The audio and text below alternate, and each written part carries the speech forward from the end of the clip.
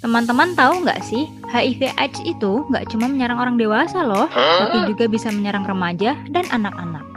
Berdasarkan data Kementerian Kesehatan Republik Indonesia, dari tahun 2010 sampai 2022, ada 12.553 anak di bawah 14 tahun yang terkena HIV. Di tahun 2024, ada sekitar 570.000 kasus HIV di Indonesia.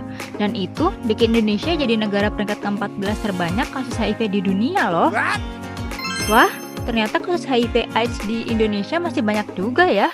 Kira-kira teman-teman udah tahu belum ya cara mencegah HIV/AIDS?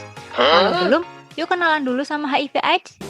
Halo teman-teman, kenalin nama aku Ina Febrian. Aku mahasiswi S1 Ilmu Keperawatan dari Universitas Palatehan. Di sini aku akan memberikan edukasi kesehatan seputar HIV/AIDS. Untuk teman-teman yang penasaran tentang apa sih HIV/AIDS itu, just langsung aja ke videoku. Ayo, siapa di sini masih bingung sama apa itu HIV/AIDS? HIV atau Human Immunodeficiency Virus adalah virus yang menyerang sistem kekebalan tubuh manusia.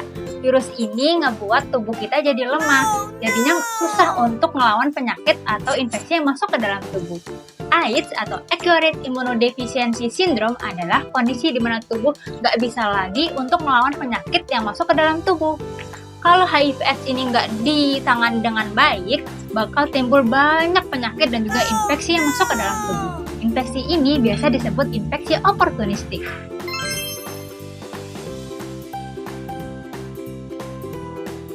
Teman-teman tahu nggak sih, kalau HIV/AIDS sampai saat ini belum ada obatnya loh. Tapi ada satu terapi namanya antiretroviral atau ARV. Terapi ini walaupun nggak bisa menyembuhkan penderita HIV/AIDS, tapi bisa meningkatkan sistem imun, bisa meningkatkan harapan hidup serta kualitas hidup penderita HIV/AIDS.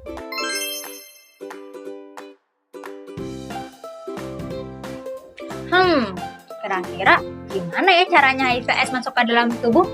Nah, HIV/AIDS bisa masuk ke dalam tubuh lewat hubungan seksual yang tidak aman. Contohnya, tidak memakai kondom saat melakukan hubungan seksual, melakukan hubungan seksual bebas sebelum menikah, bergonta-ganti pasangan seks, melakukan hubungan seksual pada sesama jenis atau homoseksual.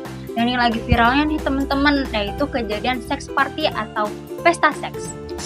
Nah, selain itu, HIV/AIDS bisa masuk ke dalam tubuh manusia lewat penggunaan jarum suntik yang dipakai bersamaan. Contohnya, saat memakai narkoba suntik ataupun penggunaan jarum tato yang tidak steril.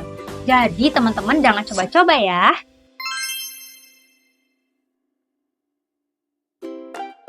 Dan gejala HIV/AIDS itu apa aja ya? Tanda dan gejala HIV/AIDS biasanya muncul 10 tahun setelah terinfeksi.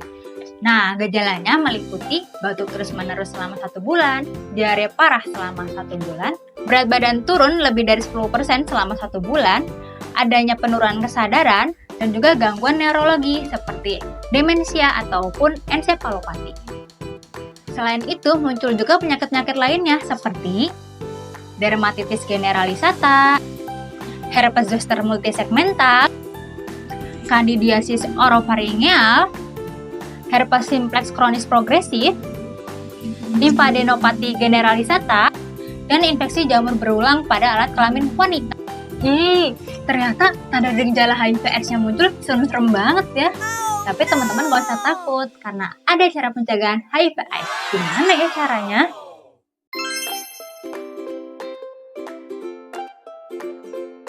HIV/AIDS dapat dicegah dengan cara tidak memakai jarum suntik bersamaan dengan orang lain, tidak memakai narkoba, dan melakukan hubungan seksual yang aman.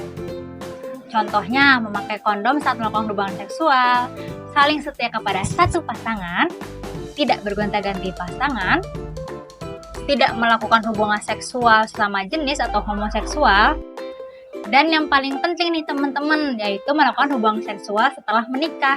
Jadi, teman-teman harus menikah dulu ya. Stay halal kawan-kawan. Selanjutnya akan ada mitos dan fakta HIV/AIDS yang menarik loh. Yuk kita tonton teman-teman. Mitos dan fakta seputar HIV/AIDS. Mitos atau fakta? Bersentuhan dengan penderita dapat tertular HIV. Mitos. Faktanya, HIV tidak menular melalui kegiatan sosial seperti berjabat tangan, berpelukan, memakai toilet WC yang sama, dan juga tidak menular melalui makan atau minum dari gelas atau tempat makan yang sama dengan penderita HIV. Selain itu, HIV tidak menular dari paparan batuk atau bersin seorang penderita HIV. Mitos atau fakta HIV hanya menjangkit kaum homoseksual dan pengguna narkoba? Mitos.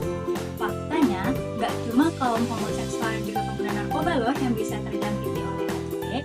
Semua orang yang berhubungan seksual tidak aman bisa terjangkiti oleh HIV/AIDS.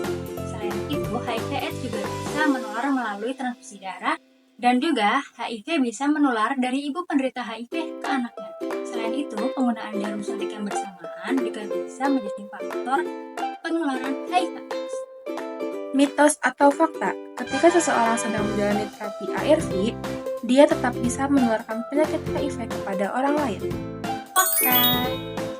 Penderita HIV yang sedang menjalani terapi ARV tetap bisa menularkan virus pada orang lain karena terapi ARV sendiri hanya menurunkan jumlah virus dalam tubuh tapi tidak menghilangkannya. Jadi, penderita HIV tetap bisa menularkan virus kepada orang lain. Mitos atau fakta, apakah benar HIV dapat menyebar melalui gigitan nyamuk? Mitos. HIV tidak menyebar melalui gigitan nyamuk atau gigitan serangga lainnya ya. Mitos atau fakta, penderita HIV dapat dilihat melalui penampilannya? Mitos. Ada pepatah yang mengatakan, don't judge book by its cover, yang artinya jangan nilai sesuatu dari sampulnya. Nah, orang-orang penderita HIV ini bisa tampak sehat dan terlihat baik-baik saja, tapi masih bisa menularkan virus HIV. Satu-satunya cara untuk mengetahui apakah orang tersebut terkena HIV atau tidak memang melakukan tes darah. Nah, itu tadi edukasi kesehatan seputar HIV/AIDS dari aku. Semoga edukasi kesehatan ini bisa bermanfaat dan menambah pengetahuan teman-teman tentang HIV/AIDS ya. Dadah!